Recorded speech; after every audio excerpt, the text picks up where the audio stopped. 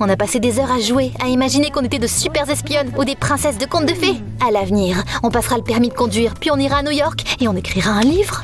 C'est une idée géniale. On peut déjà noter nos idées pour le livre ici. Les années ont passé, j'ai eu 16 ans. Mon père et chéri avaient un fils qui s'appelait Percy. Papa l'aimait plus que sa voiture, plus que des cheeseburgers juteux et plus que... moi, sa fille. Ma belle-mère a tout de suite monté Percy contre moi. Donc mon demi-frère et moi, nous ne nous entendions pas. La seule chose qui faisait du bien était mon amitié avec Laura et notre rêve d'aller à New York. Je voulais même obtenir mon permis de conduire cet été-là. On avait eu beaucoup d'idées pour notre livre. Après tout, on les notait depuis des années dans notre carnet. J'étais dans notre chambre quand j'ai eu la même crampe au ventre. Laura est entrée et on aurait dit qu'elle avait traversé un hachoir à viande. J'ai essayé de pas montrer que j'avais mal et je lui ai demandé ce qui s'était passé. Je me suis disputée avec Nancy. Ce crapaud a déchiré notre cahier avec toutes nos idées de livres. Quoi? C'est elle que je vais déchirer en morceaux. J'ai quitté la pièce pour m'occuper de Nancy. C'était une camarade de classe populaire et terriblement arrogante. Je n'ai rien fait à Laura et je n'ai pas vu de cahier non plus.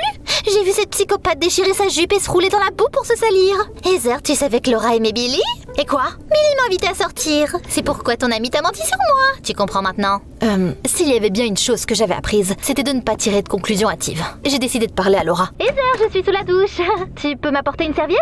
J'ai ouvert le placard de mon amie et notre cahier en est tombé. On aurait dit qu'elle avait essayé de le cacher. J'ai réalisé que Nancy n'avait pas menti. Plus tard, j'ai dit à Laura que je n'étais pas énervée contre elle, mais qu'elle ne devrait pas me mentir à nouveau. Garde ta morale pour quelqu'un d'autre. Le lendemain, j'étais horrifiée quand j'ai vu Nancy. Ses cheveux sortaient dans toutes les directions comme des mauvaises herbes. Quelqu'un s'est faufilé dans ma chambre hier soir et a ruiné mes cheveux. J'ai tout de suite soupçonné Laura et je lui ai demandé. Peut-être que j'ai fait ça, ouais. Ou peut-être que non. Mon amie était allée trop loin. Je suis allée voir le directeur et je lui ai tout dit. Cette décision m'a coûté cher. Espèce de traître, j'ai été punie à cause de toi.